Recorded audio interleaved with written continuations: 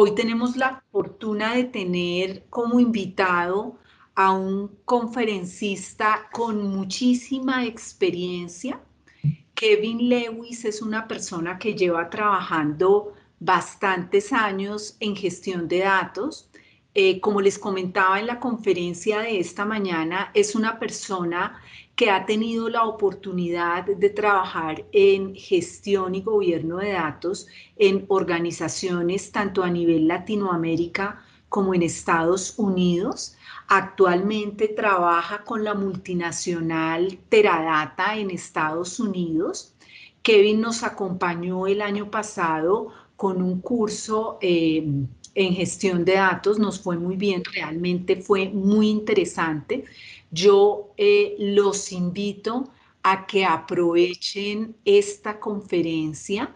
La conferencia de hoy es una aproximación estratégica a la gestión de datos empresarial. Eh, no siendo más, pues le voy a dar la palabra a Kevin para que nos acompañe con la conferencia. La conferencia va a estar grabada. Así que, por ejemplo, si tuvieran ustedes inconvenientes con el tema de inglés, van a poder volverla a escuchar, colocar subtítulos y ese tipo de cosas. Y si quieren, hoy cuando trabajemos en el taller o mañana, si tienen alguna duda, la podemos revisar juntos. Por ahora, pues aprovechemos la experiencia de este maestro en gestión de datos. Go ahead, Kevin. Okay, hello everybody. Buenas tardes a todos. Please forgive me for speaking in English. I hope that's okay. Thank you so much for having me today. I'm looking very forward to speaking with all of you. Okay, so let's just go ahead and jump right into it. We're going to talk about a strategic approach to enterprise data management, and as we go through, hopefully you'll see what we mean by a strategic approach. Enterprise data management for a large company can be a very complicated subject, but I hope very much through the course of this conversation that while you will still believe that it's complicated, it is manageable. You can wrap your arms around it, and there's a place to start. And by the end of the presentation, I hope that you will have some very tangible actions that you can take, either if you are already in a leadership role with a large organization, or if that's something you aspire to be, you will be better armed with information to gain such a role. All right, so the objectives today then, we want to explain enterprise data management concepts. So we'll talk a lot about some of the classic information related to enterprise data management. But we're also going to get into some issues that will lead to failure. And this is very much based on experience. I have worked with dozens of companies in every major industry, and I have seen certain patterns that emerge. Now, some of which may be obvious, but others not so obvious and not so well known. And I hope that you will learn from these and be in a better position to avoid these problems when you see them, because they are very, very, very common. And again, by the end of the discussion, we want to give you some steps, some very tangible activity, very tangible things that you can do to get started on this complicated effort of enterprise data management. And again, hopefully put you in a position where you can prepare for a leadership role if you're not in one already, or for a job interview. You know, think of answers to job interview questions. If someone asks you, you know, where would you get started with enterprise data management? Where would you start in our organization? You should hopefully have a very good answer to that question. This is not going to be a very technical discussion. So again, this is a strategic discussion. So we'll talk about terminology, we'll touch on technology a little bit, but the primary goal of this presentation is to prepare for and enhance leadership and strategy in a very practical way. Oh, and by the way, please do put any questions in the chat or take yourself off mute, ask any questions. We will manage the time appropriately. I would be very comfortable if you decided you wanted to make a comment or ask a question at any point during the conversation, and we'll do our best to leave a little time at the end as well. All right, so a little bit about myself. I have been with Teradata for 13 years. Teradata is a global data and analytics company that's been in business for about 40 years. Before joining Teradata, I spent 24 years at a retailer, a grocery retailer in the Southeast United States. 10 of those years I spent as enterprise data architect. So I, had the experience of building our own enterprise data management program at a large regional grocer. And again, I've worked with companies in the government sector, in the private sector, and across all industries. And the really fun part of my job is that I get to talk to people inside these companies, and the door is closed. I interview them. I ask them what's going on around here. What are the problems? What are the challenges? And they will tell me, and they'll tell me some of the things that you won't hear at conferences, some of the things that you won't read about in the magazine articles because they want these problems fixed. So it's really fun for me to get to learn so much from so many people. I've done probably 1,000 or more interviews at all levels of companies when I go in and do assessments, and it's really very, very interesting.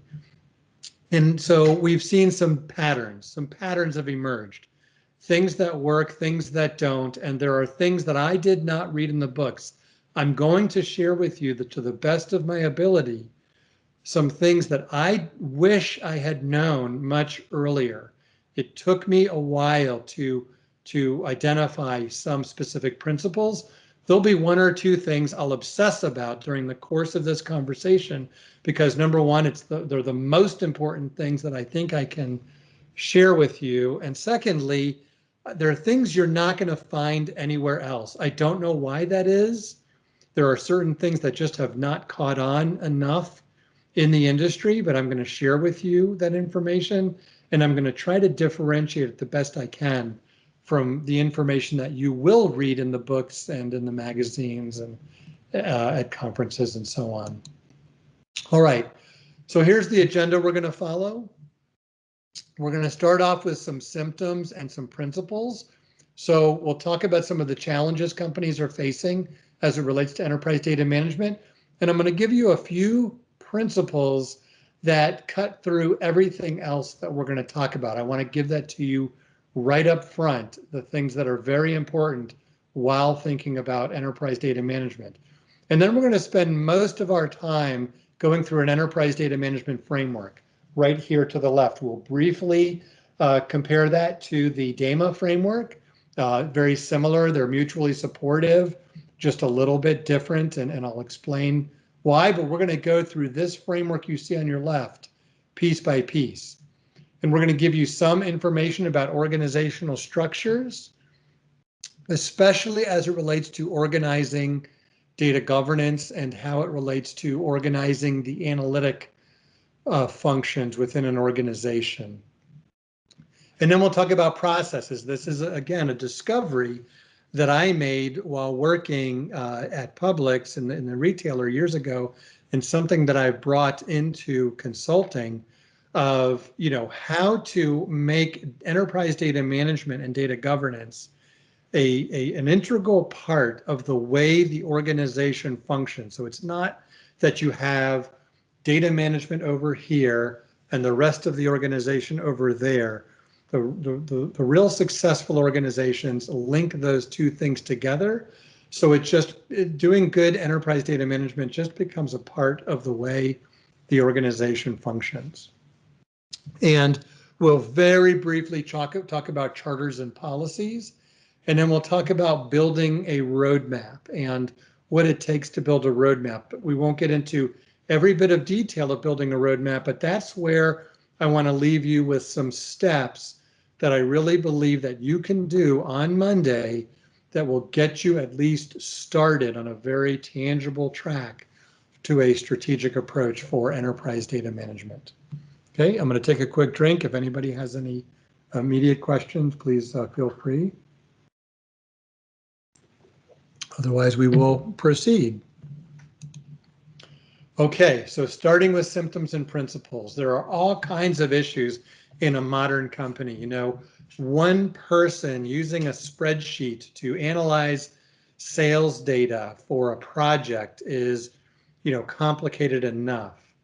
But imagine, you know, inventory data, customer data, sales data, product data, and imagine, you know, dozens of instances of that data in multiple forms in many different places throughout a company, and more analysts, more and more data scientists, more and more application developers trying to get a hold of and control and understand all of the data that's available, and to trust the data that's available for extremely important marketing activities, financial analysis, customer experience, artificial intelligence in all categories. Artificial intelligence is becoming a part of every major business function, but it's only as good as the data that you feed it.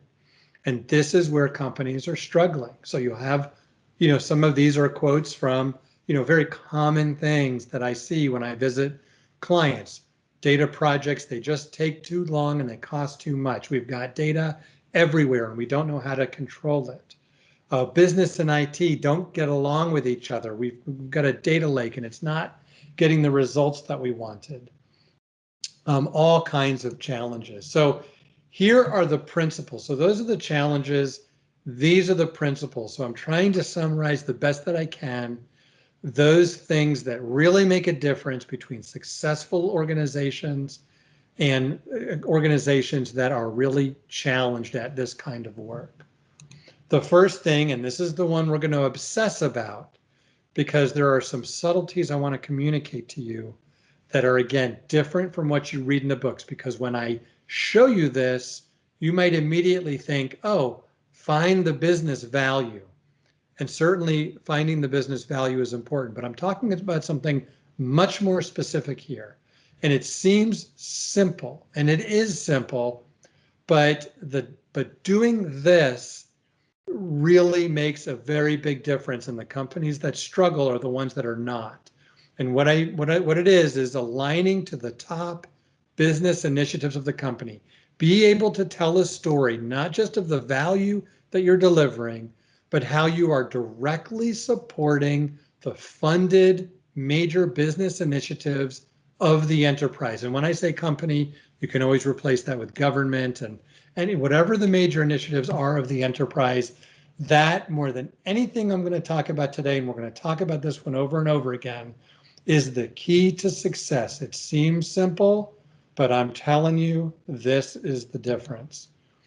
Another thing is to deploy just in time and just enough.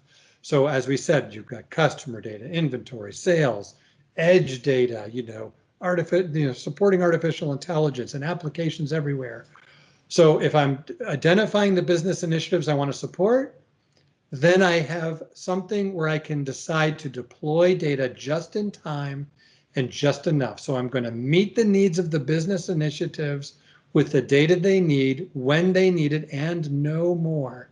And therefore, I'm going to build it little by little and build out a coherent ecosystem as I go. And in order to make sure that when I deploy data just in time and just enough, I'm going to architect for extensibility. What that means is every time I deliver data, it's going to be like a puzzle piece. And the next project will add another puzzle piece of data and another puzzle piece, and it will fit together as you go. Architect for extensibility. You want to establish a speed lane.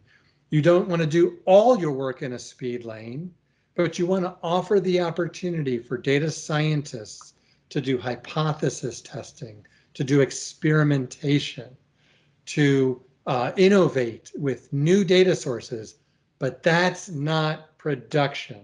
So you need a speed lane, but you also need to deliver data reliably to production. You need both. It cannot be confused with each other. And then finally, and this is where I talked about processes and the differentiators here, is that linked the enterprise data management program to the enterprise operating model. You have things like strategic planning within the company. You should link strategic planning of data to the strategic planning of the company. The annual funding process for all projects. That's an opportunity to find the projects that are going to need the data that you will provide. You have enterprise architecture. There needs to be enterprise data architecture linked to that. You have project processes. There should be places in the projects for data modeling, data quality management, the role of the data steward.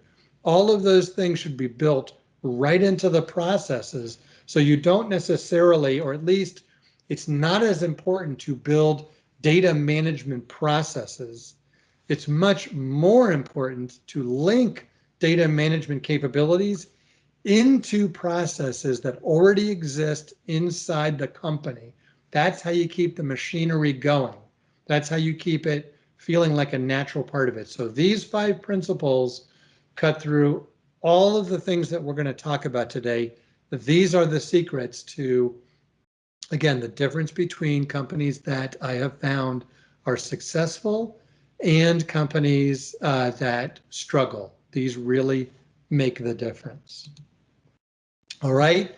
So now what we're going to do is we're going to go through the enterprise data management framework and we're going to pick it apart piece by piece. And again, we're going to spend some time. I'll go fairly quickly through some of the data management practices, but we're going to spend a lot of time on the things that will differentiate what works from what doesn't, and we'll talk about that within each of the data management practices, okay? So this will be the bulk of the conversation that we have together. And again, please feel free to comment or ask any questions as we go through. So here is the enterprise data management framework. We'll talk about it a little bit more, but first thing I wanted to do right up front is that you will see, probably already have seen, the DAMA framework. So these do not conflict with each other. They relate to each other just fine. They have a lot of the same information, but we use this. So this framework, what I have found, and I've got the book. I've actually got it right on my desk right here. And it's very, very good to understand some of the principles. It's very good to understand the terminology, the relationship between data management capabilities and data governance. So they've put a lot of work into it, and it's a very useful reference for that purpose. What we've tried to add is sort of a how to make it work in a practical way for a large enterprise. So it builds on things that we've learned across industry standards, but you'll see, like, for example, this business alignment and analytic capabilities that surrounds the framework. This is what we believe is the engine that drives the rest of it. And we'll go through it piece by piece, but I did want to just point out that these are consistent with each other, but I wanted to at least explain why are we using a different framework. All right, so we're going to pick this apart little by little, and where we're going to start, and again, this is by far the most important. So, when you study data governance and you study data management, you spend a lot of time thinking about metadata management and repositories and data catalogs and data quality management and tools. And all of those things are extremely important. But without what we're going to talk about, they fall flat every time. And every single time, I can't think of an exception of when I visit a client, when there's a struggle, it's not necessarily because they misunderstood these capabilities. Sometimes that's a part of it, but almost always it's the alignment that's really a problem. The alignment in general and the alignment as it relates to each of the individual capabilities. That's really where we run into a problem. And so that's why I do want to spend quite a bit of time on that. And again, the reason I'm doing that too is because it's so important, but also because there are certain aspects of this I really want to make sure you understand. It's not just about finding the business value for your work. It's about aligning to the top initiatives of the company. And I want to explain why that difference really matters. All right.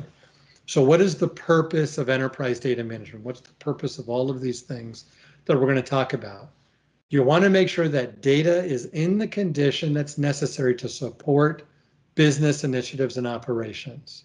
Okay, it sounds simple, and it is simple. But when we say the condition necessary to support business initiatives, what it means is it doesn't mean that data is just good versus bad. It doesn't mean that everything is perfect, and because you can't do that. What it means is that you know what the top initiatives are, and you are making sure that the data you provide is in a condition necessary. We say operations, we're not going to talk about that very much today, but I'm acknowledging that it's also important to run the company every day. If you need to pay employees, you need to pay commissions, you need to run the cash registers, you need to manage inventory. Not everything is an initiative. Sometimes data gets in the way of daily operations, and that needs to be addressed. Here we're talking strategic, therefore we're talking very much about the business initiatives. All right, now I want to talk about common mistakes. Okay, and some of you that have been in this business for a while hopefully will recognize some of these. A lot of times when I speak to a company, I'll say, well, which of these mistakes kind of resonate with you? They'll say, well, we've done all of them. And most companies have done all of them at one time or another, sometimes multiple mistakes at the same time. But these are the really big ones that you have to look out for. The first one is probably the most common, the most recognizable. And that is when all of the different application teams are responsible for their own data. You have a project here, you have a project there, and they all manage their own data, whether it's labor planning or pricing optimization or supply chain. Every project is on their own to get the data they need for their own success. And while you may have success with individual applications, over time, collectively, you end up with redundant work, inconsistent data, excessive management costs, and risky security because, for example, if you have customer data everywhere, employee data in multiple places, that data is at risk in addition to being inconsistent. Now, this is, again, something you don't hear about as much in the books, and that is what I call the overcorrection. And this happens almost every time. And this is when I'm talking to chief data officers at companies. A chief data officer will come in and they want to correct this problem. They almost always overcorrect the problem. And this is exactly what they will do. They'll say, I don't want to be too closely tied to those applications. I need to deliver data as a foundation. And then what they do is they say, well, I'm going to break it up into pieces. So I'll deliver customer data, then I'm going to deliver sales data, and then I'm going to deliver inventory data or what have you. What you end up with is long and costly projects, low utilization of data. You get business relationship issues because they become impatient because they're waiting for the data that they need, and these projects take much too long. And on top of it, these applications keep doing what they're doing and building their own data because they don't have the patience to wait for this data as a foundation. This happens all the time. Okay, so watch out for this overcorrection. It happens all the time. And another problem that you'll have is we talked about a speed lane, which is a very good idea. But what happens is you offer a sandbox to end users so they can innovate, so they can move quickly, so they can test hypotheses, they can get a hold of new data sources and experiment.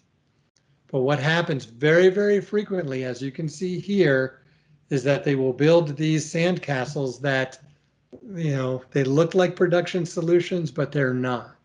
because someone has built a solution that was supposed to be a prototype, but instead it's being used as if it were a production solution. And you can guess what happens when the first wave comes along and hits this sandcastle. It's not good. And so again, we do think it's a great idea to offer a self-service. But when that self-service turns into shadow IT, you run into trouble. Okay? So again, here we're back to what is the purpose? The purpose is to ensure that data is in condition to support business initiatives and operations. So what does that mean? Well, again, it doesn't mean 100% accurate. It doesn't mean that the data is totally integrated. It doesn't mean that it's comprehensively described. Over time, you want it to become more accurate. You want it to become more integrated. You want it to be more described and easy to navigate. But you can't, that is not the goal. That's not the goal. And so it's impossible for all of it to be completely done. And if it's impossible, that means to a degree. Well, to what degree? It means you must prioritize.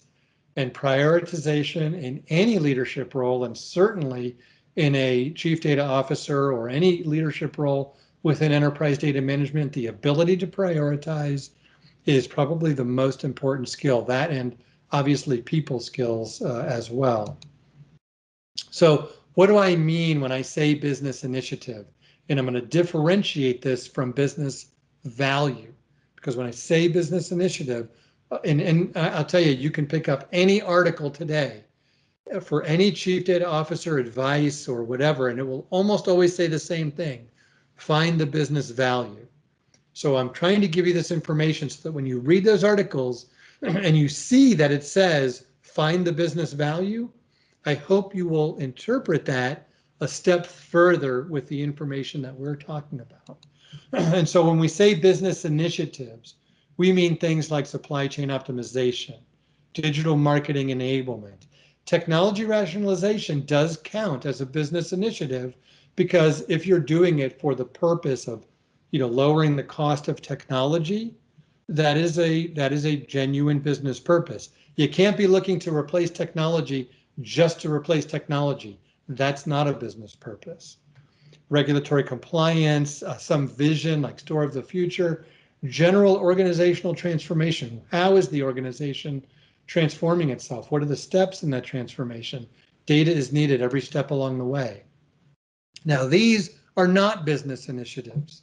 These are initiatives, and they're very important, but they're not business initiatives. So sometimes I will visit a client and they'll say, oh yes, we have an initiative and it's called single source of truth. And we're going to document the business value of doing a single source of truth because it's going to save analysts time. It's going to improve quality of data. That's not what we're looking for. Those things are important, but they are not the engine that drives the train. These are the engines that drive the train. And if you have any of these initiatives, you must be able to tell a story as to how they are helping with initiatives like these. And again, this is what I see over and over and over again, is too much focus over here, not enough focus over here. Hi, Mr. Kevin. Yes. I would like to do a question. Yes, please. About technology rationalization. What do you mean about that? Okay, and so when I said technology rationalization, what I want to be careful about is there, the IT department is a department like every other department.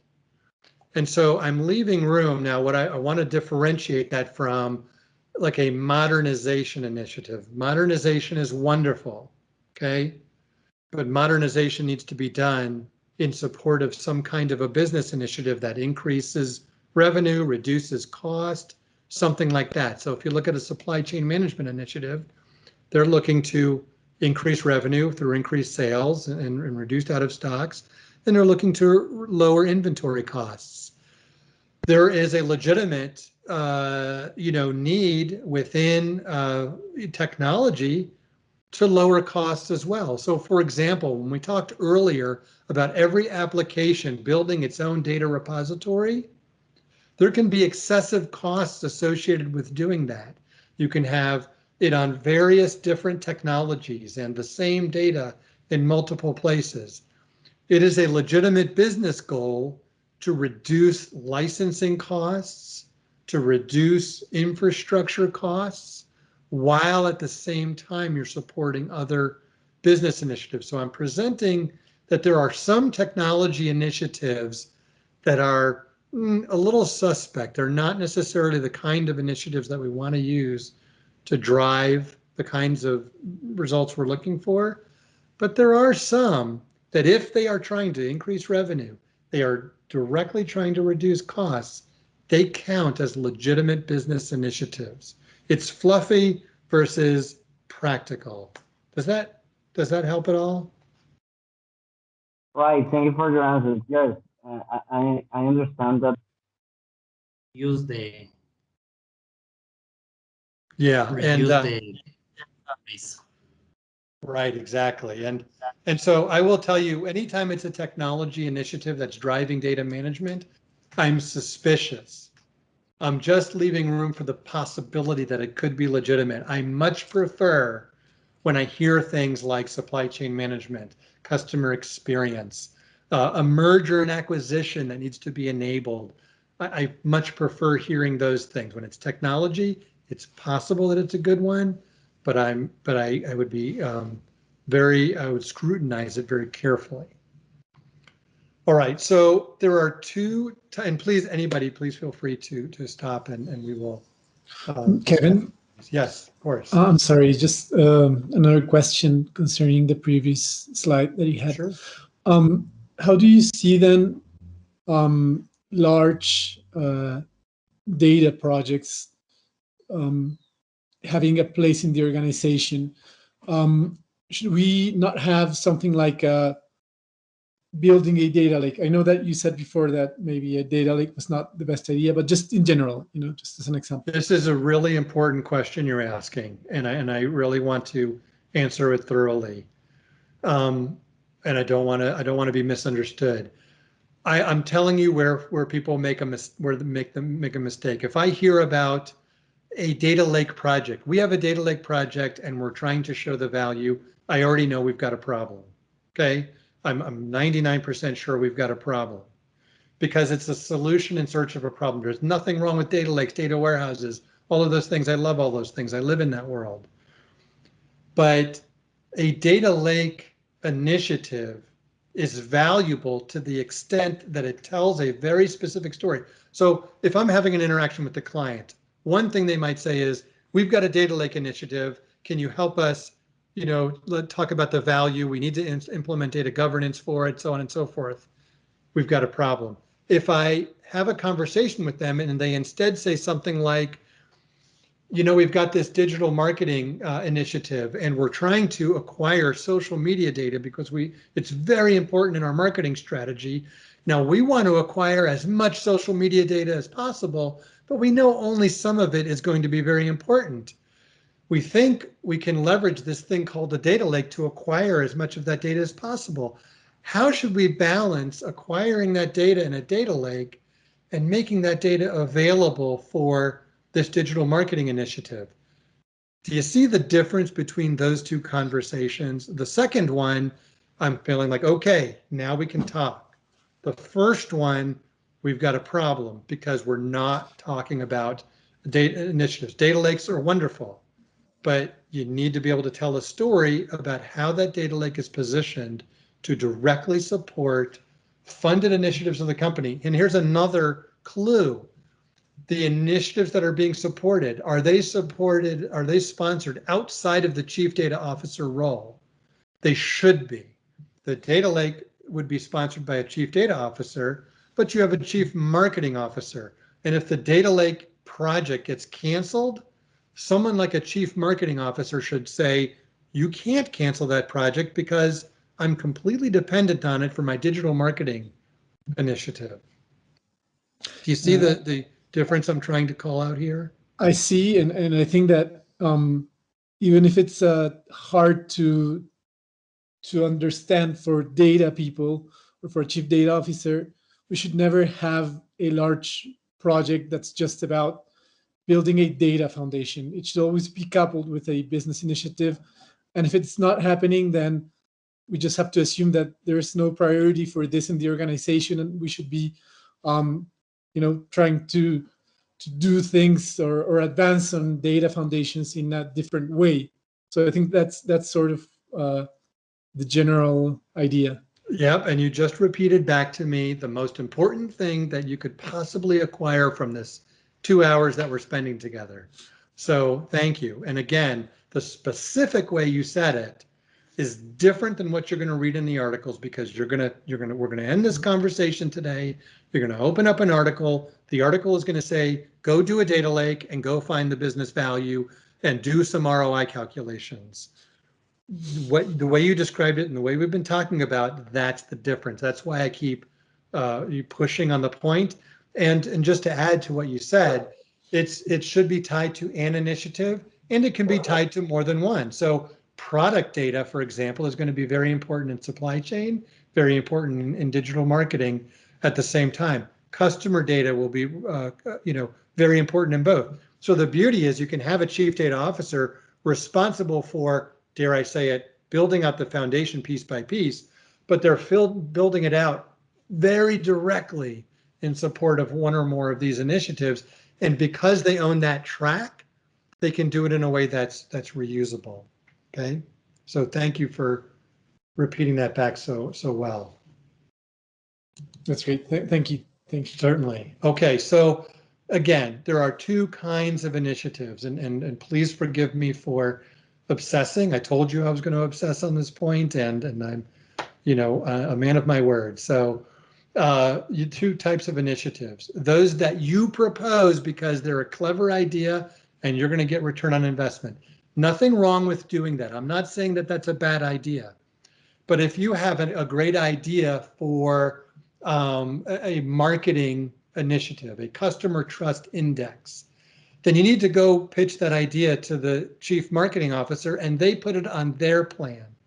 That's not a data project. What's a data project? A data project should be supportive of somebody else's. So nothing wrong with pitching an idea based on ROI, but do not forget your company, even if, and this is when I talk to companies, they say, how do I get the funding? Our company is struggling with, I can't get the funding and so on. Every single enterprise of any size has some projects on the books. Every one of those initiatives requires data for its success. So there's often hundreds of millions of dollars or whatever the equivalent is, being invested, and they're going to need data for their success. You walk up to these initiatives and you tell them you are there to serve them with their data needs. That is a huge difference than pitching ROI. Again, I'm not saying don't pitch ROI. I'm saying the ones that survive the funding process and the ones that are already funded and planned, those are your priorities. Okay. All right. So what I want to show you, and we'll show this this will be the very last slide in the entire conversation we have together. I wanted to show it to you at the beginning, and it should look simple, and it is simple, but like many things in life, you have to do it, even if it's simple, to get the results. And so what I'm showing you here is these are the initiatives, again, typically sponsored by somebody besides the chief data officer. Then you have the information track. Now, these aren't necessarily single-threaded. I'm showing it this way to emphasize the point that you're contributing to coherent information with every step. And down here, there are applications or analytic use cases, again, either sponsored directly or indirectly by these business initiatives, typically outside of the chief data officer's concern. Like I would visit a chief data officer and say, well, we're doing a claims management artificial intelligence initiative and I'm sponsoring it. Like, why? Why would a chief data officer sponsor an application that has to do with claims management when we have a whole department assigned to that, to claims? You should partner with those other groups. And then you have systems, whether it be cloud or on-premise or some combination. These are provisioned just in time. And then importantly for our conversation together about data management, putting enterprise data management and data governance activities in a roadmap like this, again, is the difference between success and challenge. So I'll go to a place and they'll say, we're doing a data governance program and we're trying to show the value. No, what you want to do is find the value that's already proposed from the most important initiatives of the company and position the data governance program to make sure this data right here is ready for these applications right here. The energy and the priority and the seriousness that something like a data governance program will get when you take it and do it that way is very, very different. Okay, so let's keep going. All right, so think about this like a job interview or whatever, or you know, sometimes I get these questions from clients and you know, the questions are across the board, but imagine that you are the chief data officer, or you're applying for a job as the chief data officer, and you want to be able to be in a position to answer these questions. So imagine that you're in, you know, one of those positions. They ask you questions like, okay, what's the best way to get business buy-in for our enterprise data management program? Or you can replace that with data governance and, you know, our data catalog or what have you. How do we determine which parts of the data? There's data quality, there's data integration, there's master data management. Where do we start? How do you implement data governance so that it's adopted? You know, we've tried it 2 or 3 times and it starts off with excitement and it fizzles out. How do we make sure it gets adopted? What's the best way to secure funding for our data management program? You know, our company is very, very careful with its money, and we have very tight funding. How can I get funding for something like enterprise data management? How do you engage data stewards? We would love to get the business involved in our program, but how should I approach them and bring them on board to our efforts? So again, you're imagining that you're being asked these questions. How do you ensure the data you deliver will be used? Okay, so what do we do? And this is where I become a broken record. This is where I get a little repetitive, because the answer to all of these, or at least the start of the answer, we don't want to be ridiculous and just, you know, say the same thing over and over again, but the answer is support funded business initiatives, support funded business initiatives. Every one of these things, I get these questions all the time and I always start here. So if someone says to me, for example, how do I engage data stewards? Well, what I'm going to do is, let's say we're aligning our data management program to support a supply chain management project. And we know that inventory data must be correct because this inventory replenishment application is going to fail if we don't have good inventory data. And we know there's a problem with inventory data. Now, I've got the energy of a multi-$100 million initiative. Now I'm not just going to a data steward and saying, hey, would you like to be on our data governance program? You will represent this data domain and you'll be a part of our effort. And don't worry, we're going to find some value. Instead, I go to that department and I say, hey, you know this major supply chain initiative that we're all involved in? You know that inventory balance issue that we're struggling with? We're going to need someone from the business to partner with us in technology to get these inventory balances right, because it's a business and an IT thing. Can you help me out? You're going to get much better response when you do it that way. And so it starts with this idea of business initiatives. Each one of these questions will then go on a different track after that initial answer. But I've had so many conversations with clients, either on the phone or in consulting engagements or whatever. This is the most valuable place to start when you're asked some of these complex questions. And again, for a job interview, this is a great place to start. And they're usually surprised. What they expect you to say is, hey, find the business value. You can be much more specific with an answer like this. All right. And I think I suppose I'll be merciful and ease up on you guys. I think I've said this enough, but again, you will read this everywhere. You know, you'll read that make sure to identify, you can, as soon as we finish this conversation, go do a Google search on how to be the best chief data officer there is. You'll find this. And what I'm asking you to consider is, in your mind, when you read this, translate it ever so subtly, and yet it's the most important thing in the world for success, to something like this, which is to make sure your data initiatives support the value associated with the most important funded initiatives of the company. Every business initiative has it. If instead the chief data officer, which I see over and over again, focus on their own initiatives with their own value, who is going to provide the data for all those other initiatives that we talked about? And the psychology of it is people work on their own and on their own teams. They don't like to get too mixed up with other executives and things like that. These dependency relationships can be very stressful, and that's fine. That makes sense. I understand that. But you must be in that interdependent relationship to succeed. And I will tell you, and you can find this on your own, many, if not most, chief data officers are struggling. And they're struggling for this exact reason.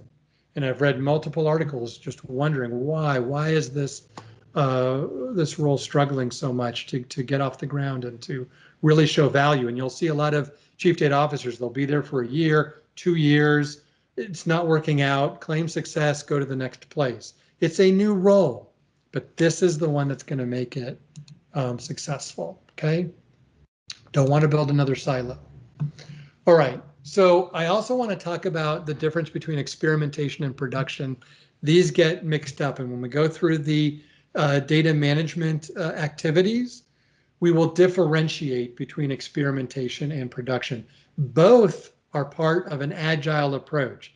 It's not that one's agile and one's waterfall. No. As part of an overall agile approach, you need to have experimentation and you need to have incremental delivery into production.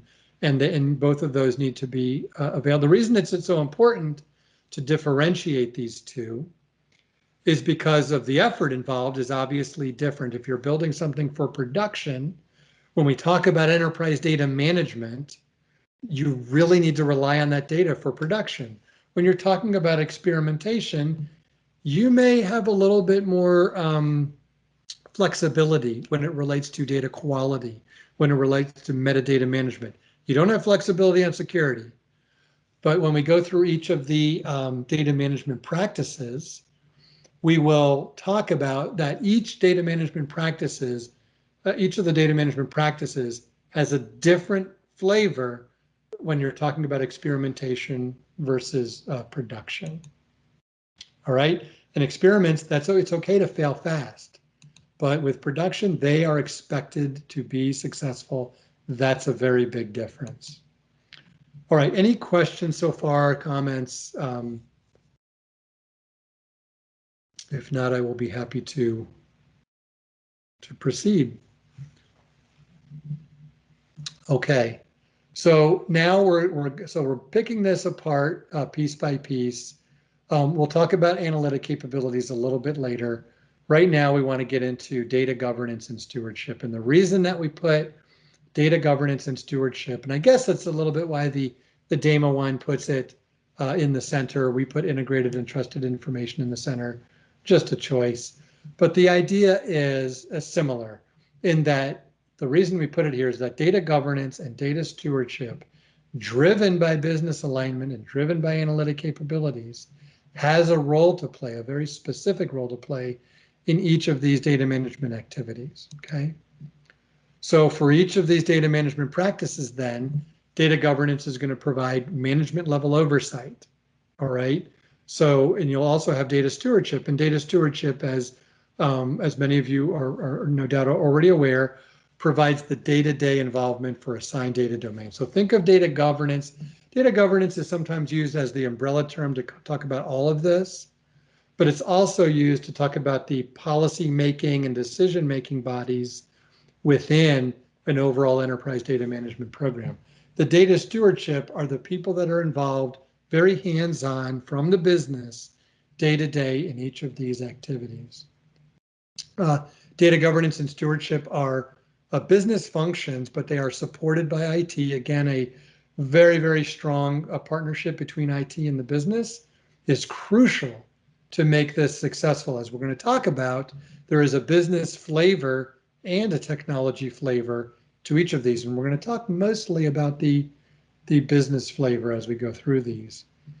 And as we're going to talk about with each of these, IT establishes tools and processes to support data management. So again, strong partnership required. And I wanted to talk a little bit, there's if we have time, we go into a little bit more detail a little bit later on this matrix, but I wanted to show you up front because we're going to talk about the term data domain, and we're going to talk about why it's so important to organize data governance and stewardship roles by these things we call data domains.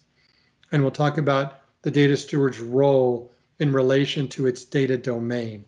So here, these data domains, think of these not as departments, but as sort of subjects of data, not necessarily subject areas, but like just a subject of data, not a technology, not an application, but like a category of data. Sales data, client or customer data, product data, account data, agent data, campaign data.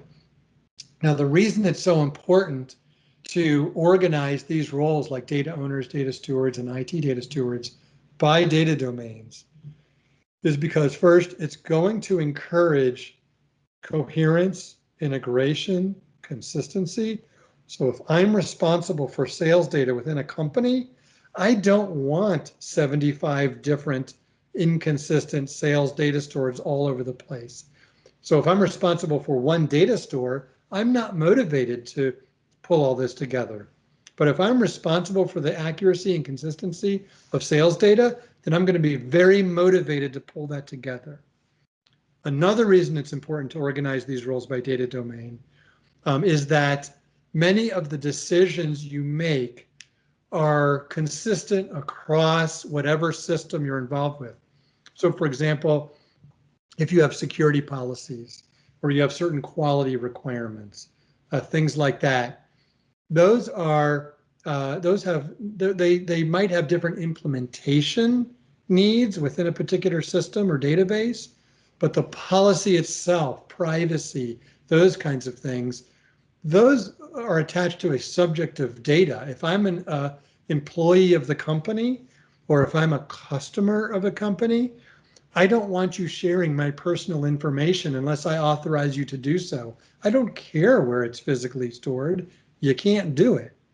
So those policies need to apply across, and therefore, why would I want to have different people coming up with different policies simply because they're in a different system? Okay.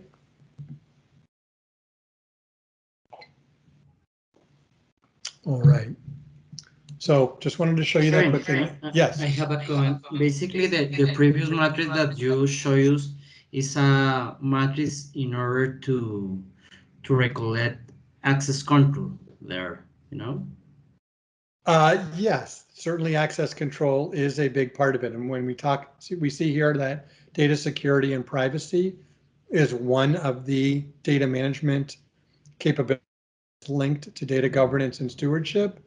So we'll talk about how data governance and stewardship needs a partnership with information security for things like access control. There are lots of other aspects, as I'm sure you know, to data and privacy. Certainly access control is a big part of it. For example, we may want to decide which roles within the company that as soon as they're hired on, because they are in this role, you know, I'm a claims adjuster. Well, there's certain data I should have automatic access to because I'm a claims adjuster and the system says I'm a claims adjuster, so I should have automatic access to certain data. And there's some data that, you know, I don't have access to. So that's certainly an aspect of it. Okay. All right, thanks. Well, what about, is there any good practice to do this in matrix access control in order to do based on good practice? Well, yeah, there's a lot of different things. I can probably speak mostly generally about it. We'll talk a little bit later when we get to this section about data classification. So from a policy point of view, classifying data into certain categories is really a significant place where data governance and data security and privacy meet each other. So you can have confidential information, public information. So having a classification scheme significantly helps to simplify this. And it also is a basis for partnership between information security and data governance. But there are all kinds of, and I'm not, we have an entire information security team. We work with clients on technically how to implement it. I've been very involved in it from a data governance point of view.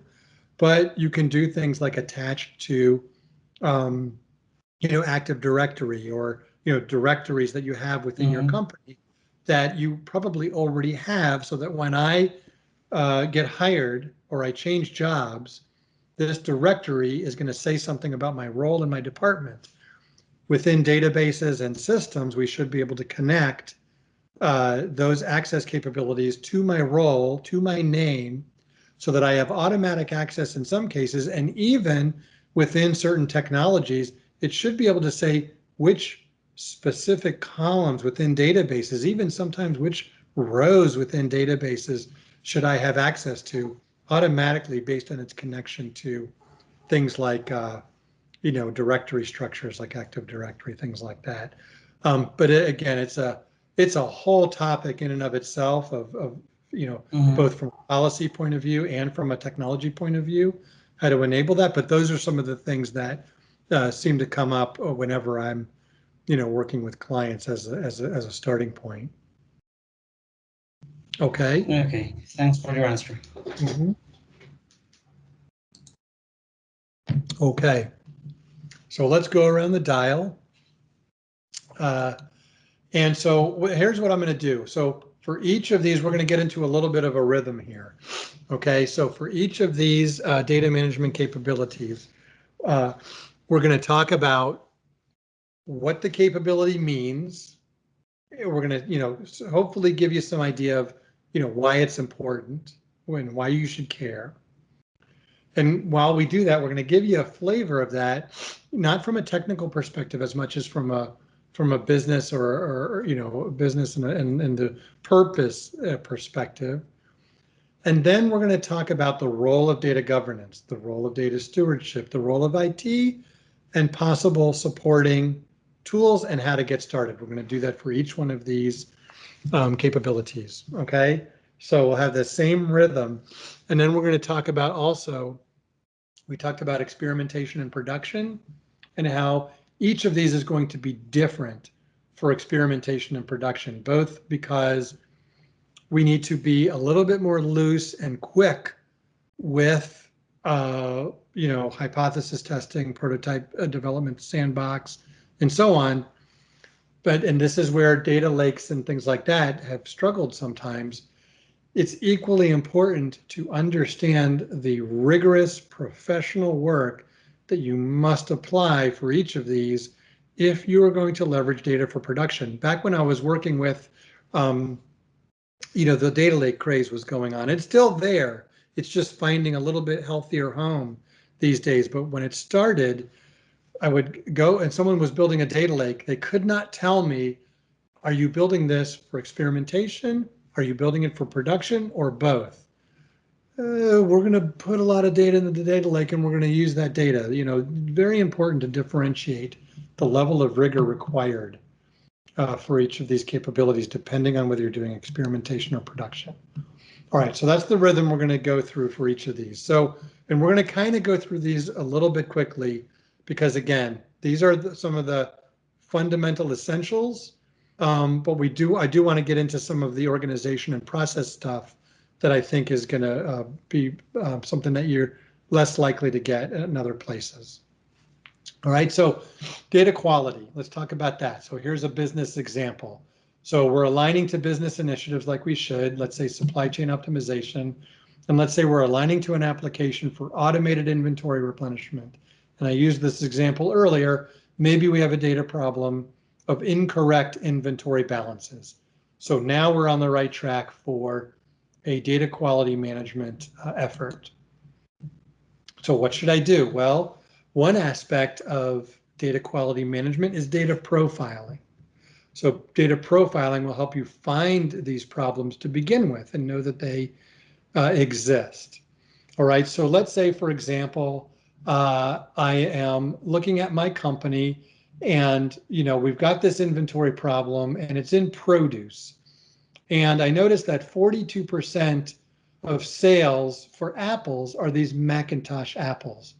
That's kind of interesting, because when I look at industry information, Macintosh apples typically take up only 29%. So either my customers really like Macintosh apples, or maybe something else is going on here. All right, so there's a difference in what you expect. And here's one where you look at Gala apples. Wow, that's interesting. Looks like Gala apples are not very well selling in my company, but the industry says that they sell at 32%. I wonder what's going on here. Well, I don't know about you, but these look a lot alike to me. And if you've ever been in the grocery store, sometimes the cashier must identify the correct apple. So let's take a guess at what's going on here. Maybe they are not identifying the apple properly. I've heard of a Macintosh, so you bring me a Gala apple, I'm just going to ring it up as a Macintosh because I know the code for Macintosh. This is real life stuff. All right. So what's the possible fixes? This is why it's important to think of data quality management not as a technical issue, but as a business issue partnered with technology.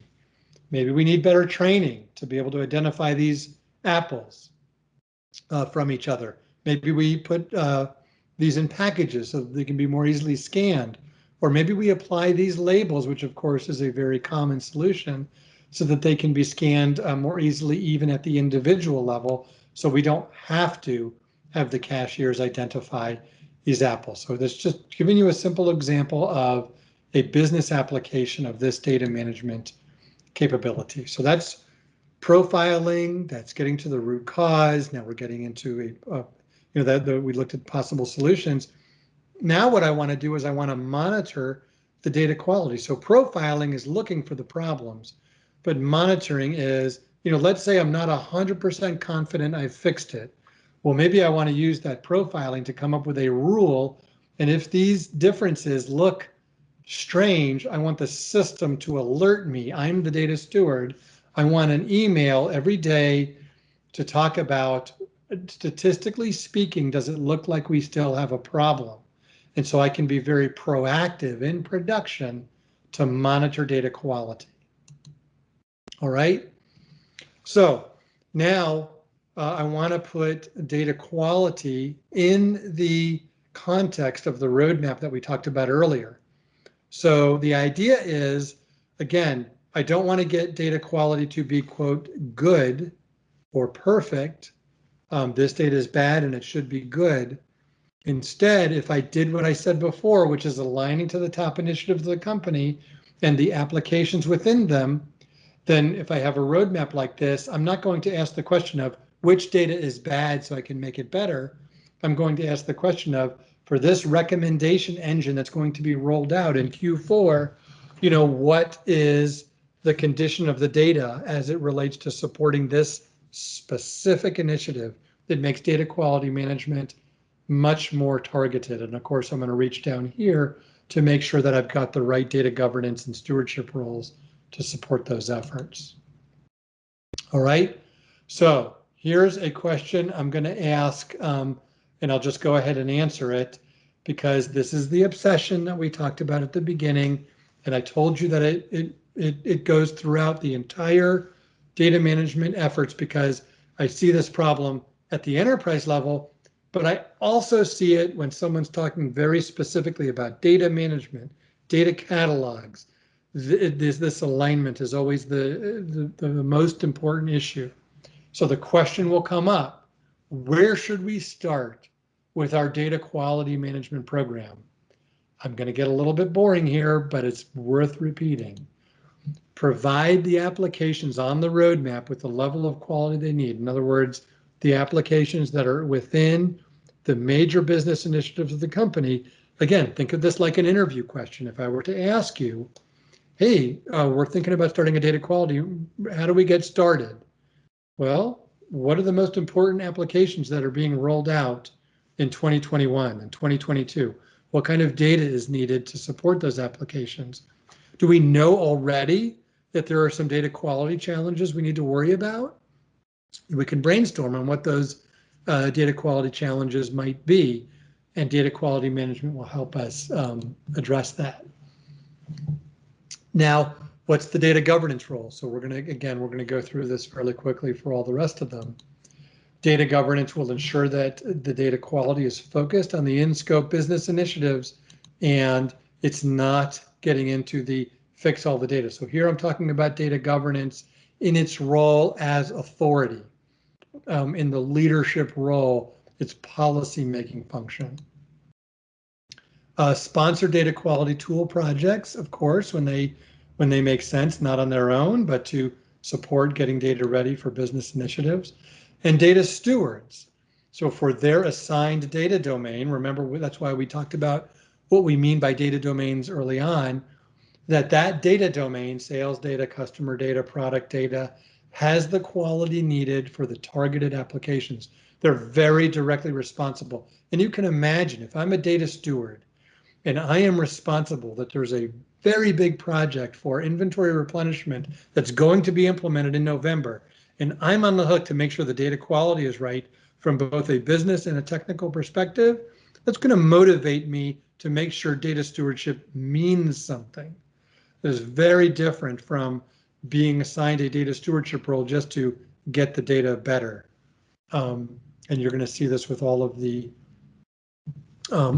other data management practices as well. All right, so as a data steward, I want to interpret the data profiling results. You saw with those apples and the disparity in the sales that I need a business person to help me interpret that. That's not a technical interpretation. That's what a data steward is for. I want to help determine the root cause of relevant issues. We talked about how the root cause, again, is a combination of business and technical issues. And so is the appropriate fix. There's people, process, technology. Talked about training, packaging, labeling. Very strong partnership between IT needed for, and the business needed for that. We want to identify relevant data quality monitoring rules. So I want to implement very specific rules in production so that as a data steward, I'm going to be alerted when the data is out of bounds or it's suspicious. And I want to have these emailed to me, or I want a scorecard so that I can watch those rules and make sure that we're proactively monitoring these rules in production. And remember, we're not finding rules just for the sake of finding rules. I'm monitoring these rules because somebody who's responsible for that supply chain inventory replenishment application is counting on that data. So the specific rules themselves have very significant strategic importance to the company. They're not just, hey, let's get together and come up with some data quality rules. And we'll talk about IT. Again, this is the rhythm for each of these. IT is responsible for implementing the tools, helping identify some of the causes of some of the issues, especially when they are technical in nature. These tools like data profiling, data quality management rules, they talk about making it, end users can use them directly, and to a degree they can. But, in most of the tools that I've seen, you really need technical people to operate and partner with the business to do things like profiling, to do things like establishing data quality rules and other things. And by the way, when you do data profiling, that comes in awfully handy for other efforts because I'm examining the data, I'm doing statistical analysis, I'm finding what the values are, I'm finding what valid values are, I'm finding the distribution of those values, and those can be useful in all these other activities, and that's where IT can play a very useful role as well. And I'm not going to get into these. I just want you to be aware. Most of you are probably have heard of Gartner. You understand these magic quadrants. I'm simply showing these both to say that, hey, we've talked an awful lot about things related to data quality management that have, little to do with technology, and they're very business oriented. But, we need to understand what tools are available. So here's a quadrant. You can easily look this up yourself to see what are some of the top players within data quality management.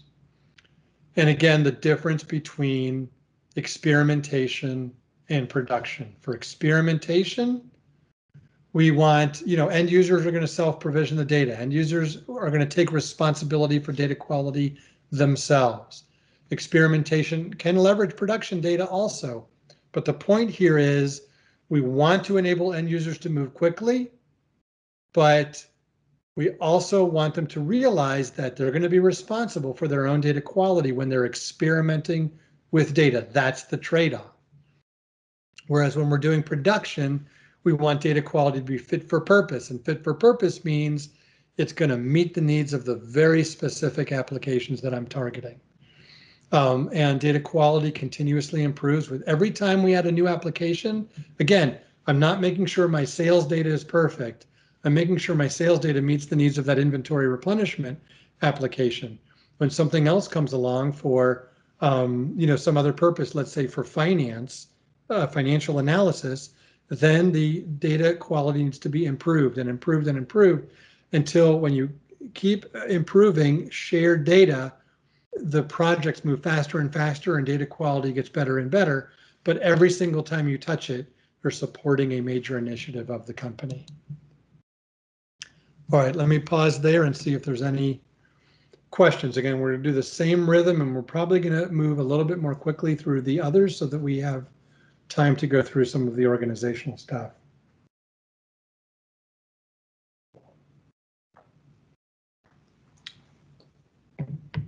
Okay, let's keep on rolling then. So we're going to go through that same rhythm now for data integration. So why do we do this thing called data integration? And one of the things I will tell you about it, just so I don't forget, I want to say it up front. There's two ways of looking at integration. One is putting data on the same platform, whether that's in object storage or in a database or whatever. But when we talk about integration, it's much more than that. You're going to see a lot of people make this mistake. Hey, we'll put it all in object storage. That way our end users can link it all together. It was the same problem with data lakes in general. That doesn't cut it. That's not enough. As data management professionals, we need to notice that problem when it's happening. It's not just about putting data on the same platform. It's about looking at data from a business point of view and making sure the data can be seamlessly linked together to support the business needs in doing so. So when we look at something like this, we want to understand the claims journey. Look at all these steps when it comes to an insurance claim. You go to the doctor, you get a diagnosis, there's a prescription, you go to the pharmacy, so on and so forth. There are many steps in this process. If I want to understand this process well, it is not a simple matter of extracting this data and sticking it in object storage in the cloud. That is not professional. There's nothing wrong with doing that, but when we're talking about having a seamless business view, when it is called for, you don't integrate everything, but when it's called for, you need to do the additional work of truly integrating that data from a business point of view, not just sticking it on the same platform. Okay, so we don't want to integrate everything. We don't want to just integrate just to integrate, because integrated data is better than plopping data on a platform. So how do we distinguish between those things, the data that should be integrated and data that doesn't necessarily need to be integrated? The things you're going to look for are business initiatives that require integrated data. Customer experience, you need to know all the different touch points with a customer. Supply chain optimization, you need to understand product as it moves through the supply chain seamlessly. This is not just a data person's good idea. These are absolute business requirements that require the extra work, because if you don't do the extra work in the data, then you're basically you're dumping that integration work on every application team. Hey, I put all the data in the data lake or in object storage or whatever you want to call it. You guys do what you need to do with it. Well, now you've just dumped a lot of work on multiple projects and multiple end users. And I've seen that in a lot of different places. You have independent application projects that require the same data. So when we talk about customer experience and how they interact with products, and we talk about supply chain management and product replenishment, well, there's going to be some common data across both of those efforts. Or you're looking at a supplier and supplier effectiveness. All kinds of things are going to require customer data, sales data, product data. And so when you see that in the business initiatives, then it's worth the extra work that will be required to integrate that data just in time and just enough. Okay, so this is just showing, what integration kind of looks like. You have different use cases that leverage the same data. You have product data or various data subjects that are integrated together. Here we're showing how projects can speed up as you integrate more and more data because the data is already available. Here we're showing that when you link data together, you can ask many more questions that you never could have asked if that data wasn't integrated. But the main thing to understand is don't just integrate just to integrate. Make a case for integration because it's necessary and beneficial to specific initiatives that you'll find. Okay, so when we talk about, and this is about as technical as we're going to get, but I want to kind of deal with this data lake, data warehouse thing and integrating data. And I kind of touched on this already. The data lake is where the simplest possible way to describe it, data lake is where you bring in the data and people can experiment with it, but it also serves as a staging area for a data warehouse. Doesn't mean you have one data lake and one data warehouse for the whole company. If you have multiple business units within an economic group, a company, whatever, you may have multiple, that's perfectly fine. And some people are calling this the lake house and different things. It's all converging on the same point. You need a place for a lot of raw data. You need to stage that data and experiment with it very quickly, but you also need to refine data for the use of business initiatives and applications that needs to be highly structured and it needs to be trustworthy. And these need to work together. They shouldn't be different things. That's the main point of this picture. All right, so once again, data integration. You're going to get the question in a job interview, or or you're going to just wonder yourself within your own company, hey, should I integrate data or should I not integrate that data?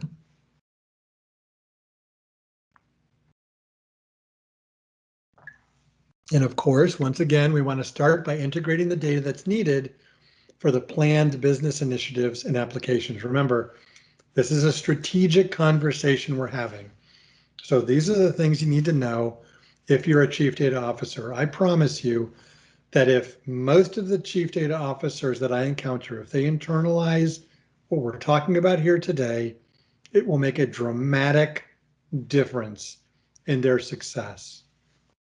All right, so data governance role, make sure we're integrating data just in time, prevent data from being deployed redundantly. So that's why we're kind of organizing things by data owners and stewards and by data domains. You're going to be very motivated to reduce the proliferation of data. Okay, so the data steward, again, determine data sources for in scope. So now I'm kind of hands-on. So if I'm integrating claims data and I have multiple insurance subsidiaries, but I want to integrate claims data, or I've had an acquisition, let's say I've acquired a new company. Well, you got to really dig into the data and you have to translate it so that it fits together. Remember, it's not just about putting it on the same platform, sticking it in a data lake and letting the end users worry about it, letting the application developers worry about it. We have to worry about it as professionals So everybody else doesn't have to worry about it. But if I have claims data from system A and claims data from system B, and I link them together, I need a human being with business knowledge to help me come up with the rules to translate that data together into one claims record, or at least a consistent set of claims within the same database. That takes work, and it takes business and IT partnership. That's what the data steward will help us do with integration. So IT, again, supporting with tools, work with the data stewards, mapping sources and targets and developing those transformation rules, and identifying authoritative sources, authoritative technical sources for data, again, in partnership with data stewards.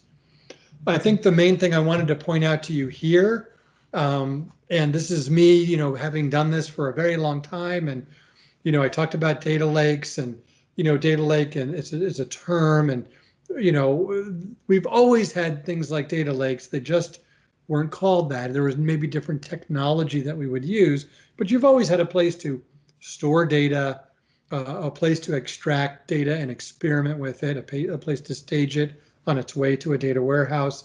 Similarly, a lot of these data management capabilities, new terms come out all the time. And the more you can stick to fundamentals, the more resilient you're going to be to terms that come up. And I know people will say there's subtle differences between some of these things, but you will hear terms like data workflow, data pipeline, data engineering, data preparation.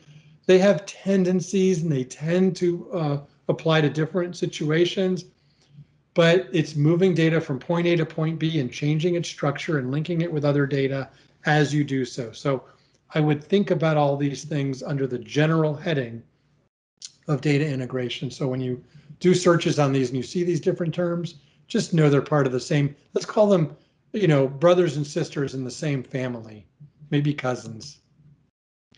All right, so integrated data, again, for experimentation, we're going to be loosely integrated. It's going to be, it is in fact the end user's responsibility to link data together.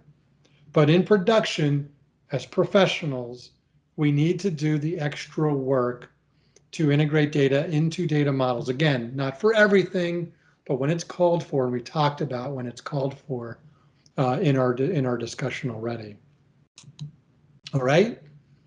So continuing to move around the dial, I'll take a little pause, and if anybody has any comments.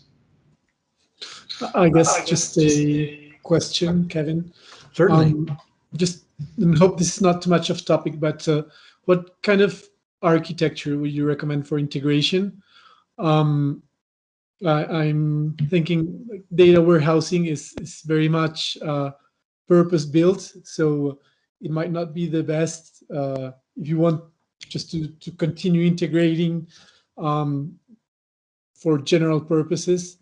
I was having a discussion this morning about Data Vault, and I was being told that Data Vault builds too high a dependency on the guys that know the relationship, so the guys that know the keys and the integration. So just like what would be the principles or the recommended architecture from your point of view? Okay, good question. And so let me try to answer it generally. I guess the first thing for me to say is when I use the term data warehouse, I don't want you to interpret that to mean to imply a specific how to build a data warehouse. What I mean is, we talked about the data lake. You should have a place to bring in raw data, experiment with that data, and use it as a staging area to be refined into the data warehouse.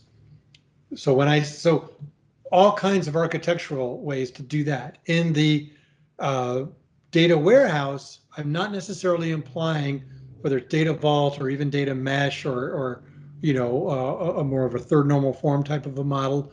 I am saying that whatever you choose, whatever mechanism you choose, some data must be professionally linked together from a business point of view. Data Vault is a way to do that. I would say, to be perfectly honest, every 2 or 3 years or so, Data Vault comes up and I go back and I restudy it again, and then I forget it.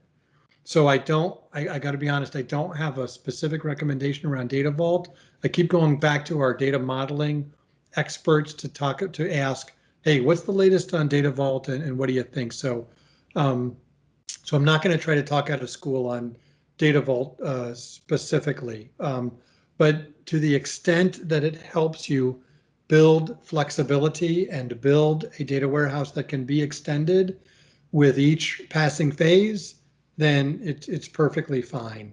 I haven't had anybody say, hey, we tried Data Vault and it was a complete disaster. It just must be flexible. My typical way that I advocate doing it is using more of a third normal form approach. But let me quickly switch over to data mesh, because that is what's getting a lot of attention today, and I think rightfully so.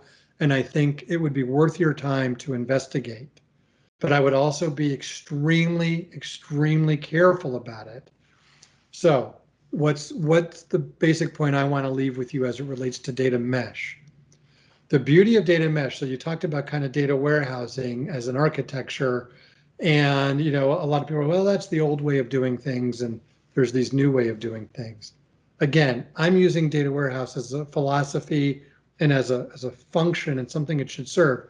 The beauty of data mesh is that you can take something like data warehousing and you can break it up into pieces. And you can take what we're talking about here with data domains and go even further with it and have different teams, different groups, very closely linked data owners and data stewards, each responsible for their individual data domain. Now, in my opinion, and no one has talked me out of this yet, you still need to physically store highly shared, highly reusable, frequently joined data in the same database to be used by a wide variety of applications and workloads. And whenever I get into this discussion, I ask the client, like I was just talking with Disney the other day, and I'm not telling any secrets, so I can name the client specifically. I would ask, well, do you need to have a view of clients and how they visit Disney World, how they subscribe to Disney Plus, how they go within the different parks and within an individual park? Do you need to have analysis of the client across that? Well, if that's true, then you need to have that data physically together. But what you can do with data mesh, and the reason I'm emphasizing this so much is because when you read the articles, and I've got a blog on this topic, when you read the articles, it won't emphasize this part enough. They'll talk about the domains being separate, but they don't talk about the integration part. So what I would advocate is to seriously look at data mesh, but add to it that each of these domains should contribute to a coherent enterprise model while they develop their pieces independently of each other, but they link together. If someone can tell me how in the world I'm going to get good performance on highly reusable, highly shared, highly linked data for a wide variety of applications without pulling that data together so it can be physically linked, even though you can develop them independently of each other while they're linked, until someone explains to me how they're going to do that, I would advocate making sure that data is stored together, even if they're developed independently. Okay. Does that help at all? It's very insightful. Thanks. And I will look for data mesh. I didn't have that in my map. Yes, you'll hear it again for sure. You'll hear it again for sure. And not to be self-serving at all, but if you Google my name and data mesh and Teradata, you'll find a blog that I wrote on this. I'm very passionate about that because I'm seeing some mistakes with data mesh, but I like it, but I don't want to see these mistakes happen. All right. All right, so I'm going to buzz through this security one. What do we mean by security? Confidentiality, integrity, availability. That's what we mean. Not to be confused with the CIA. They call this the CIA triad. So all kinds of things as it relates to security and best practices. For today, I mentioned much earlier data classification. And this is where a significant area where security and privacy meets governance. You know, when you talk to the information security folks, they can't make all the rules as it relates to access of data. They can help come up with these classification schemes, you know, public, internal only, restricted, highly restricted.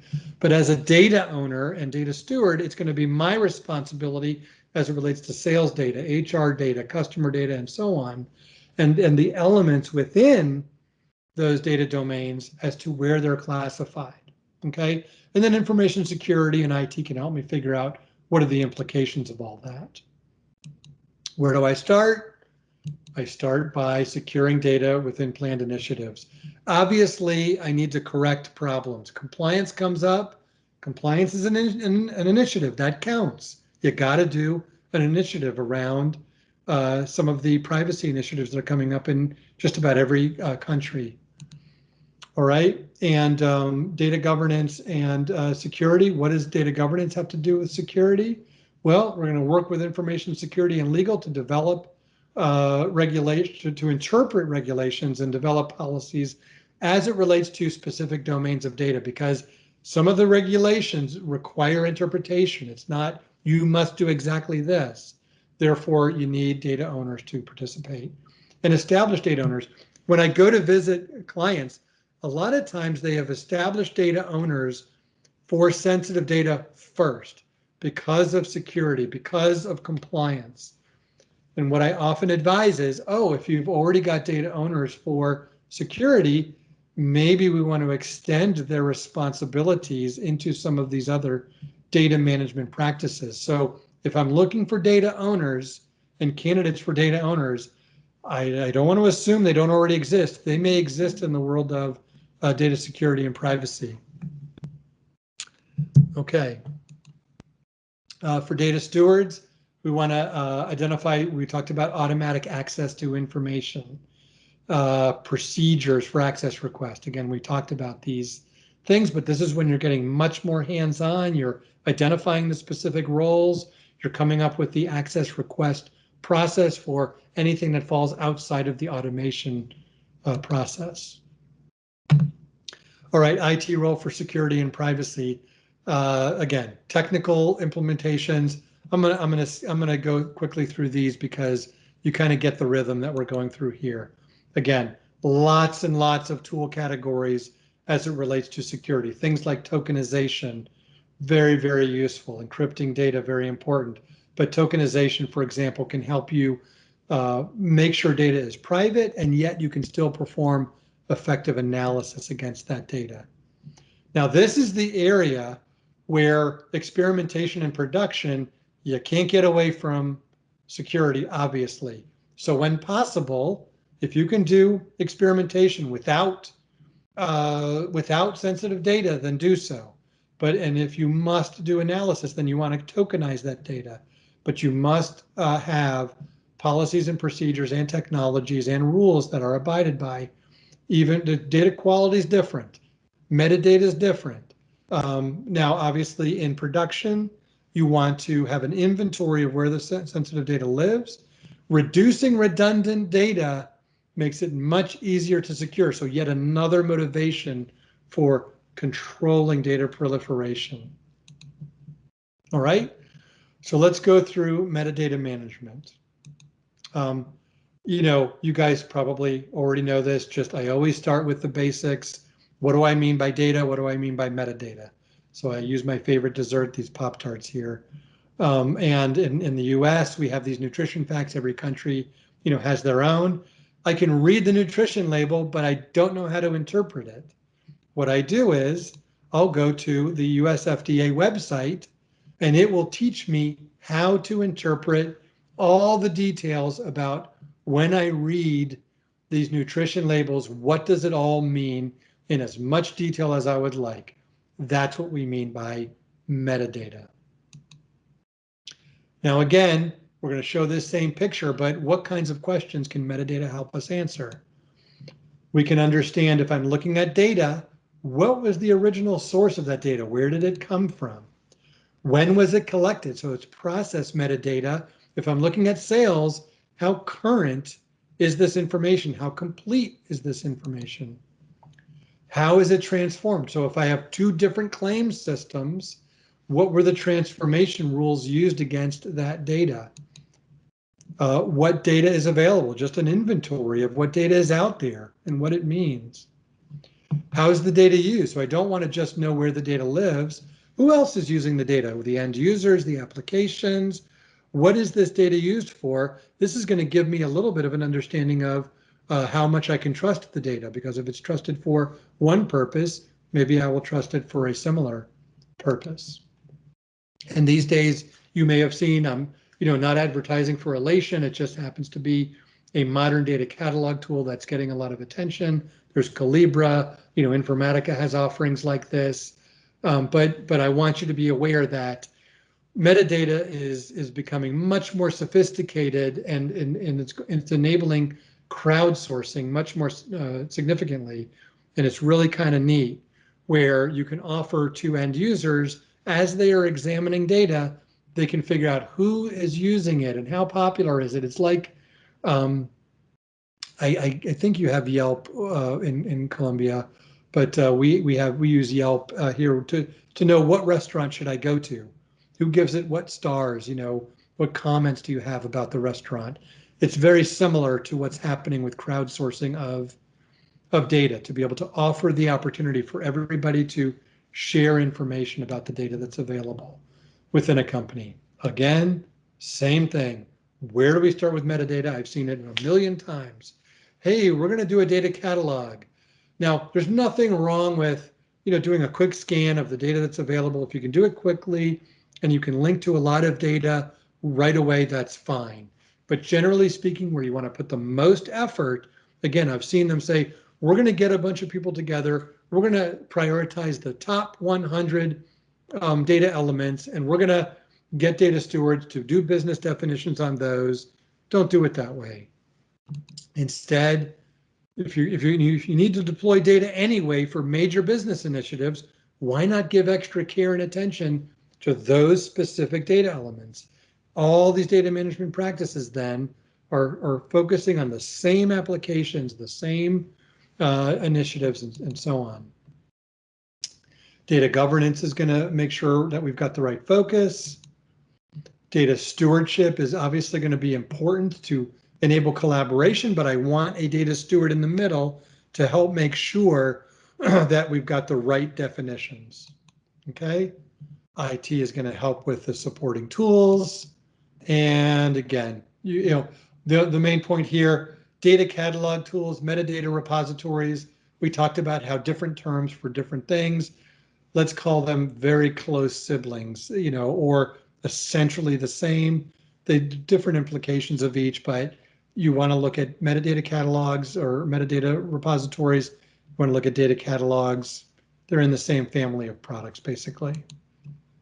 All right. So not as much metadata for experimentation. It's up to the end user. Metadata should be available for production data. And what we're emphasizing again is the effort that is required and justified to apply these data management practices in a production setting, and a dramatic difference between experimentation and production. All right, master data management. All right, so what is master data management? Here, you can see with your eyeballs that these are all related to Walmart. You can see that, but the system can't see that, okay? And this is a real data set, by the way. So we want to do some analysis against Walmart, but I can't do that if all these records are different. So I need to apply some identifier to cross-reference these data, because again, I can see it with my eyeballs, but I'm a human being. It's not, there's nothing, you can use some detection techniques to find this, but it's much better if you have a process that links these together. So this is basically the essence of what master data management is all about. So master data examples: customer data, product data, supplier, location, employee. These are examples of master data as differentiated from transaction data or snapshot type data for sales, purchases, shipments, claims, sensor readings. I think of this as this is the stuff you do math on, and this is the stuff that describes things. Math things. So what's so special about master data? Why do we need this special thing called master data management? Well, because there are different things about master data. One of them is you can have the same entity in different systems. But again, you can see it with your eyeballs, but they're not necessarily connected. If I wish to have a complete view of this person, then I need to link them together. So that's special about master data management. Also, master data management tends to be hierarchical. So you have like an org structure, but you can also classify products, you classify customers, and so on. So these hierarchies require special management. Also workflows. So not everybody can enter a new product. If you're going to create a new product, even in a retailer who has 40, 50, 100,000 different products, you have to have a process to enter a new product. That process, whereas a new sale, you just ring up a sale. But if you want to add a new product, there's a process associated with that. And because of these things, you can end up with a lot of inconsistency. So what I'm trying to communicate here is what's so special about master data that it requires special attention, hence it requires governance and stewardship. You can see there's a significant business component to this. Okay. Once again, I have seen customer 360, for example. Now, sometimes that can be a good place to start, sometimes not. If you're doing a customer 360 because I want to have a complete view of the customer, but I don't have use cases, I don't have applications that I'm targeting, then I've seen these customer 360 things get out of control.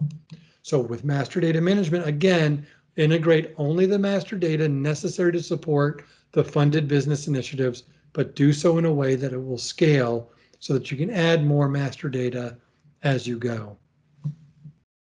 You have data governance, you have data stewardship with the roles and workflows, IT supporting with tools and mapping those workflows. And again, you have a variety of tools available to support master data management, but the tool by itself will not do it. You need the governance and stewardship to make that happen. So I'm tending to speed up a little bit because there's some other things I want to make sure I get to with you. So you get the idea of the rhythm. This is the last one in this section. So for data architecture, there's a lot to data architecture. One of them is understanding this whole picture and the role of the data lake, the role of the data warehouse. But we also want to understand these layers. And again, you don't integrate everything, and you don't necessarily have only one of these for the entire company, but you need to have standards around it. You talked about Data Vault earlier. I know that has implications for how you do these modeling techniques and the level of flexibility and change that it affords. Again, you may have something like source structures that reflect the data sources. You may have third normal form models in an integration layer, and star schemas, a specific kind of modeling technique for access. This tends to be what we advocate as far as modeling techniques, but the point here is you need to have standards around these, whatever they are, and these data structures need to be optimized for function. Just telling you that there are models available out there that you can acquire. Some of them are by industry consortium. Companies offer these as well, but sometimes they can be a useful starting point when you are building a data modeling effort for a particular industry. And any enterprise data, any enterprise architecture function should have an enterprise data architect. And I put it in here to say that, obviously an enterprise data architect should cover all of the enterprise data management functions that we just got through talking about. They are not limited to this, function. They should be involved in all of the functions that we talked about from an IT perspective. All right, we're going to skip this. You've heard that one enough. Data governance, making sure we understand the role for the major repositories and improving exceptions to using those repositories. Data stewardship, for example, would be directly involved in data modeling sessions. If I don't have a data steward in the room, then the data modeler by default becomes the data steward. So you have to have someone from the business involved in data modeling session from a business point of view. Okay, there's all kinds of tools and roles for IT, and again, tools that you can find available to help you do modeling, both from data model perspective, but also from a enterprise architecture perspective, of which data is one piece. All right, big differences between how you structure data for experimentation, pretty much whatever you want, but you need rigorous data layers when you are sharing data widely across the production environment. All right. I'm gonna go more quickly through this part because I want to get to processes. I want to remind you of what we showed you here.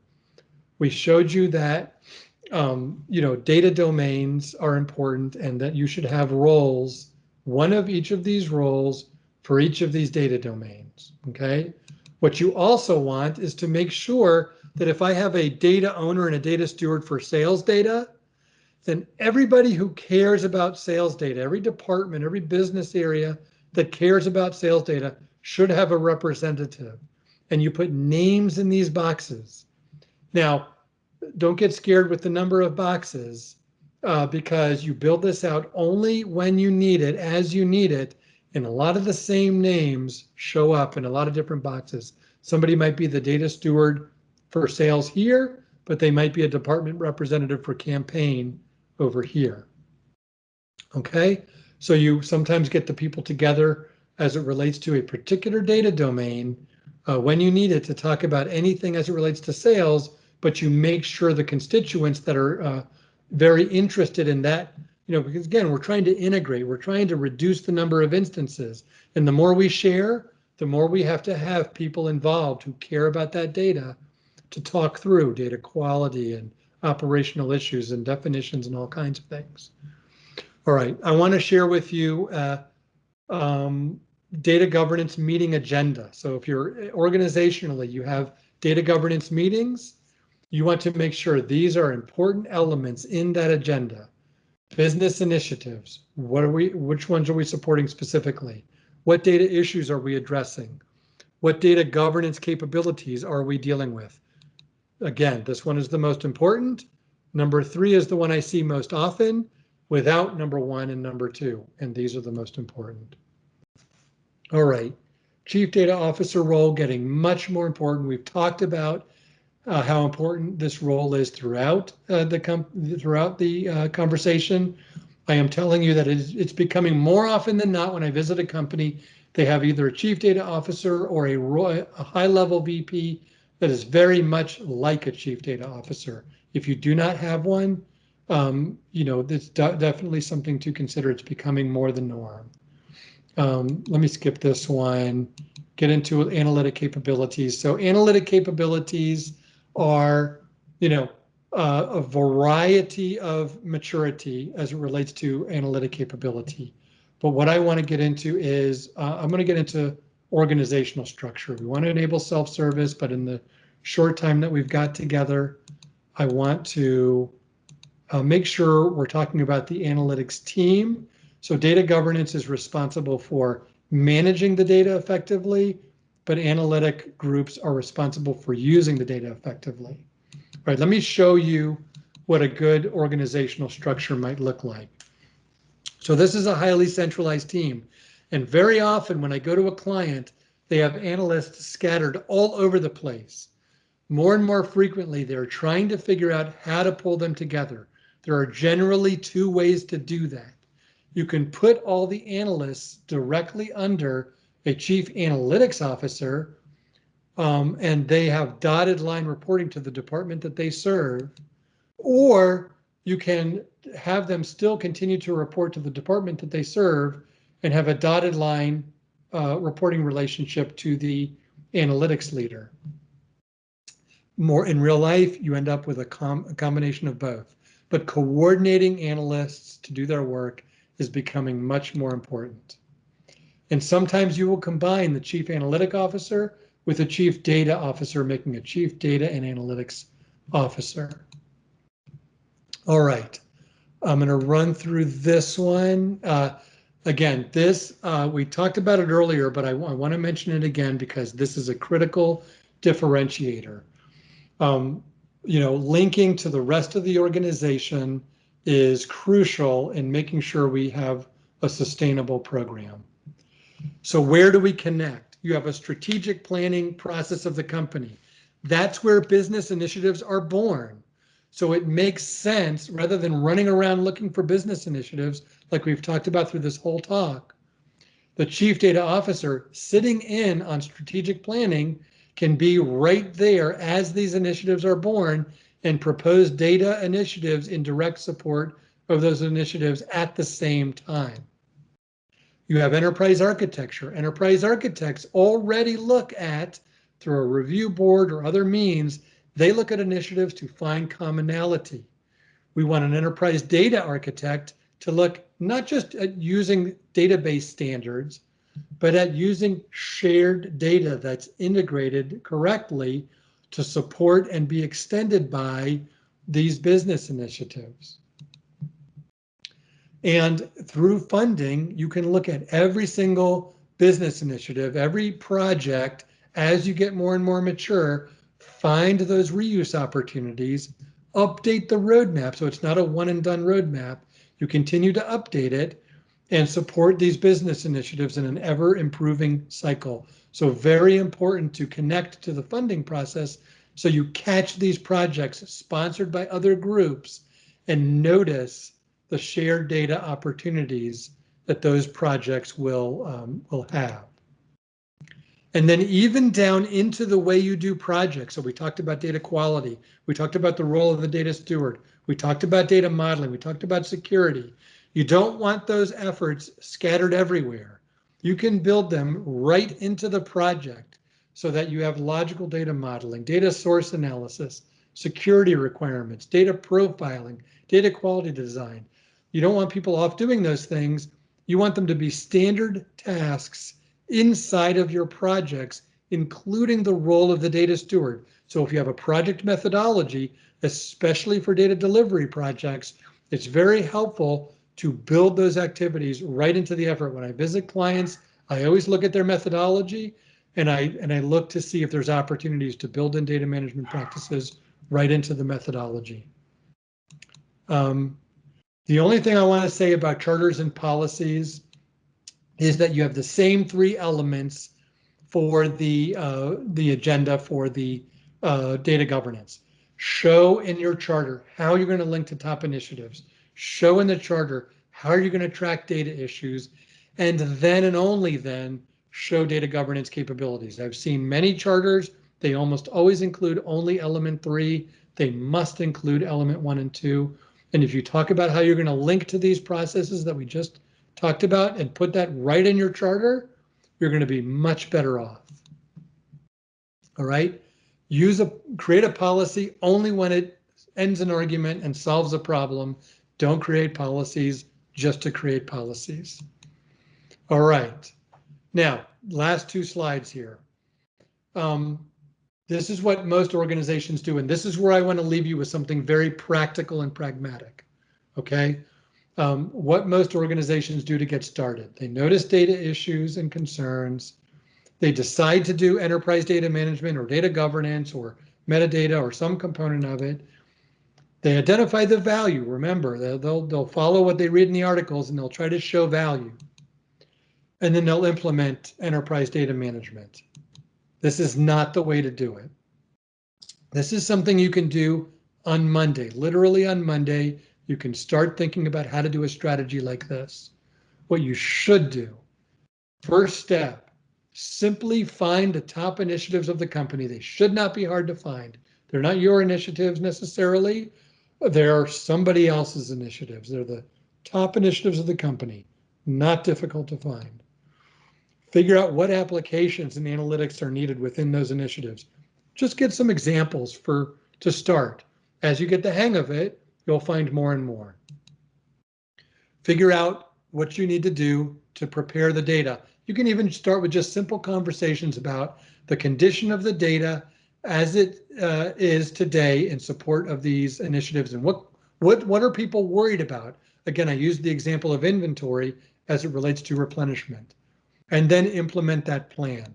And this will work, and it can work for any major organization. You end up with a roadmap like this. If you follow what we talked about in terms of those processes linking to the organization, you can keep the roadmap fresh. You can keep it, continually evolving, continually improving. And that's what I have, and just in the nick of time. So these are, please feel free, anybody, to link on LinkedIn to me. Twitter, I'm not as active on. I just got a few things out there. I mostly am on LinkedIn. I have my own blog that you can go here, and any blog I publish and any place I also publish on my own website. So feel free to take a look. I'd be happy if you decided to do that.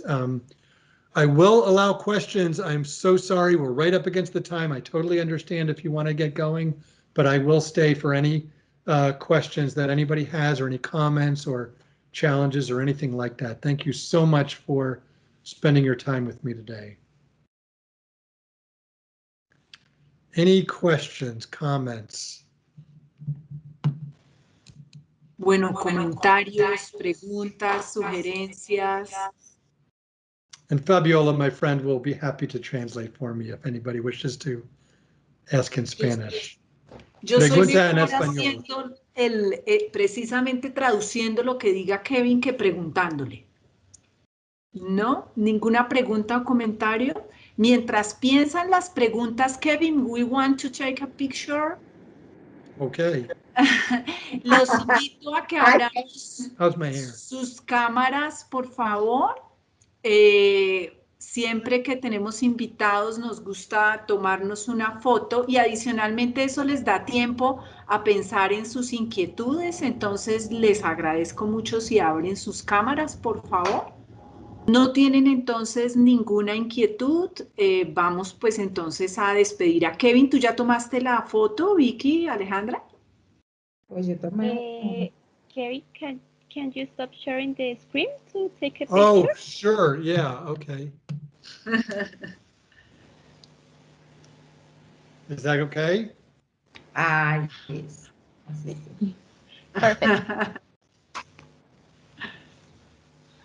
All these nice faces. And we can see everybody here. Fantastic. Listo. 1, 2, 3. ¿Cómo les pareció la conferencia?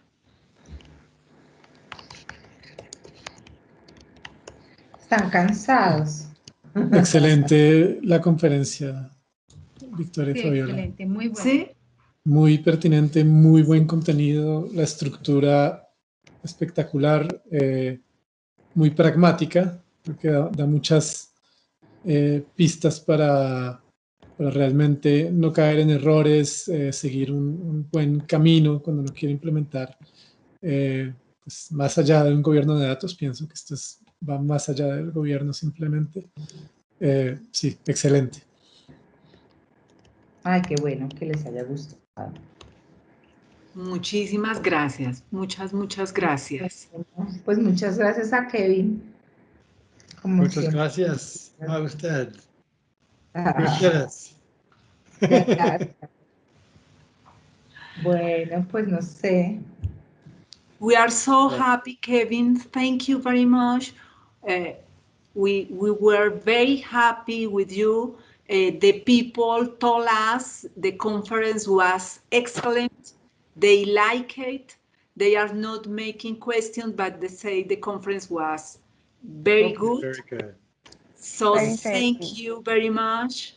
Thank you all very much for your time, and thank you for spending your evening with me. And again, please feel free to reach out through LinkedIn or Any questions that you may have, please feel free to message me or however I can be of service. But thank you so much for spending your time with me and listening, and for the great questions.